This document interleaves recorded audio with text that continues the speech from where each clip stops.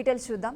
ఓవైపు అభ్యర్థుల దరఖాస్తుల స్వీకరణ ప్రక్రియ, మరోవైపు పార్లమెంటరీ కమిటీల నియామకాలతో జనసేన దూకుడు పెంచింది. మొన్నటి వరకు స్లో అండ్ స్టడీగా ఉన్న జనసేన సడన్ గా గేర్ మార్చింది.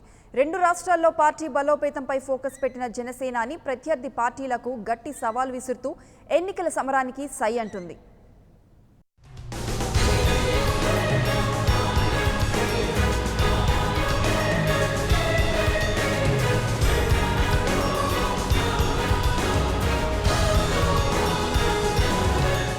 సార్వత్రిక ఎన్నికల్లో శాసనసభ, లోక్సభ స్థానాల నుంచి జనసేన అభ్యర్థిగా బరిలో నిలవాలనుకునే ఆశావాహుల నుంచి స్వీకరించే దరఖాస్తు నమూనాకు జనసేన రాజకీయ వ్యవహారాల కమిటీ ఆమోదం తెలియజేసింది.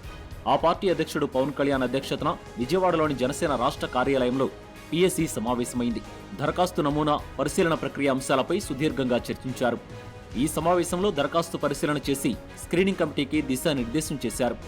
ఆశావాహుల నుంచి వచ్చిన దరఖాస్తులో ఎటువంటి వివరాలు పొందుపరచాలి, వారికి ఉండాల్సిన కనీస అర్హతలు లాంటి అంశాలపై పీఎస్సీ చర్చించింది. స్క్రీనింగ్ కమిటీ ముందుకు వచ్చిన దరఖాస్తుల పరిశీలనకు అనుసరించాల్సిన విధి విధానాలను ఖరారు చేసి స్వీకరణకు సంబంధించిన మార్గదర్శకాలను తెలియజేసింది.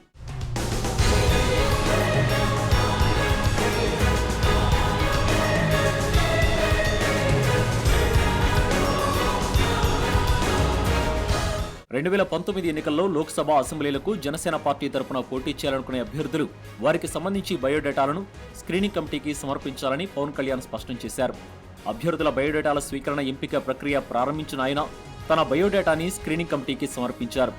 2009 అనుభవాల దృష్ట్యా డబ్బు అనే అంశానికి ఎక్కడా ప్రాధాన్యత లేకుండా నిబద్ధత, కష్టపడే తత్వాన్ని బట్టి అభ్యర్థులను నిర్ణయించడం జరుగుతుందని, ఎలాంటి అవకతవకలు ఉండవని చెప్పారు.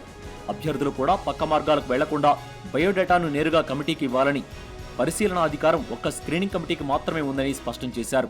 జనసేన పార్టీ తరపు నుంచి లోక్సభకి, అసెంబ్లీకి అభ్యర్థులుగా పోటీ చేయాలనుకునే వ్యక్తులు వారి వారి బయోడేటాని మాదాసు గంగాధర గారి ఆధ్వర్యంలో ఏర్పాటైన ఈ స్క్రీనింగ్ కమిటీకి మీరు మీ బయోడేటాలు ఇవ్వచ్చు. ఆ ప్రక్రియ ఈ రోజు నుంచే మొదలైంది. కదా ఒక రిక్వెస్ట్ ఏంటంటే, గత అనుభవం దృష్ట్యా, నాకు 2009 ఎన్నికల అనుభవం దృష్ట్యా దీంట్లో ఎక్కడ డబ్బుకి ముడిపడలేదు. ఇదేది కేవలం మీ కమిట్మెంట్, మీ హార్డ్ వర్క్ చూసి దీన్ని నిర్ణయించేదే తప్ప దీంట్లో ఏ విధమైన అవకతవకలు కానీ రాకుండా దయచేసి అభ్యర్థులు కూడా మీరు పక్క మార్గాలకు వెళ్లకుండా డైరెక్ట్ ఈ కమిటీకి ఇవ్వాలి. మీ బయోడేటాస్ని పరిశీలించేది ఈ కమిటీ తప్ప, ఈ కమిటీకి చాలా బలమైన నిర్దేశక సూత్రాలను మేము ఇచ్చాం వారికి. దాని ప్రకారం ఈ కమిటీ పరిశీలిస్తుంది. అలాగే ముఖ్యంగా అభ్యర్థులు నేను కోరుకునేది ఏంటంటే, జనసేన పార్టీ తరపు నుంచి అభ్యర్థులు మీ బయోడేటాలు ఇవ్వడానికి ఈ 5 మంది బృందమే తప్ప ఇంకెవరూ లేరు. దయచేసి వారి ద్వారా చేరుకోవాల్సిందిగా మేము నా విన్నపం. శాసనసభ, లోక్సభకు పోటీ చేయాలనుకున్న అభ్యర్థుల నియామకానికి సంబంధించి పార్టీ అధినేత పవన్ కళ్యాణ్ కొన్ని మార్గదర్శకాలు సూచించారని, ఆ మార్గదర్శకాలకు అనుగుణంగా అభ్యర్థుల ఎంపిక ఉంటుందని మాదాసు గంగాధరం తెలిపారు. స్క్రీనింగ్ కమిటీపై పవన్ కళ్యాణ్ పెట్టిన బాధ్యతలను చిత్తశుద్ధితో వారి నమ్మకానికి తగ్గట్టుగా పనిచేస్తామన్నారు. ఇక మొదటి అభ్యర్థిగా అధినేత నుంచి దరఖాస్తును స్వీకరించినట్లు వెల్లడించారాయన. అభ్యర్థులు లోక్సభకు,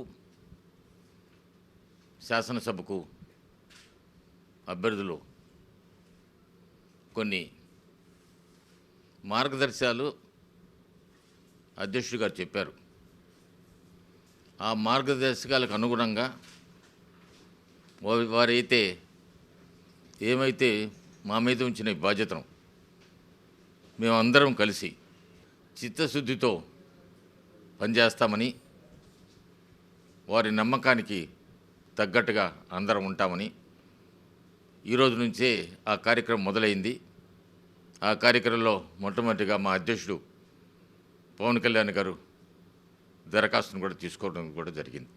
అభ్యర్థుల ఎంపికకు సంబంధించి ఇదిలా ఉంటే, మరోవైపు పార్లమెంటరీ కమిటీల నియామకంలోనూ జనసేనాని స్పీడ్ పెంచారు. తెలంగాణలో ఇప్పటికే పలు లోక్సభ నియోజకవర్గాలకు కమిటీలను ప్రకటించిన ఆయన తాజాగా మరో 5 పార్లమెంటరీ కమిటీలను ప్రకటించారు. హైదరాబాద్, మహబూబ్ నగర్, ఆదిలాబాద్, కరీంనగర్, నాగర్ కర్నూలు లోక్సభ నియోజకవర్గాలకు ఎగ్జిక్యూటివ్, వర్కింగ్ కమిటీలను నియమించారు. 11 మందితో ఎగ్జిక్యూటివ్ కమిటీలు, 32 మందితో వర్కింగ్ కమిటీలను ఏర్పాటు చేశారు.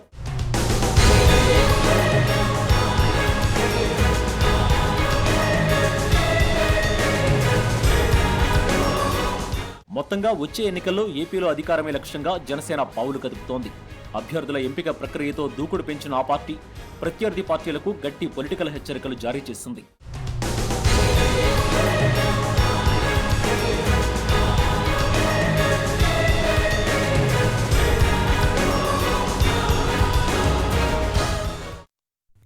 For more updates, please subscribe 99 TV Telugu.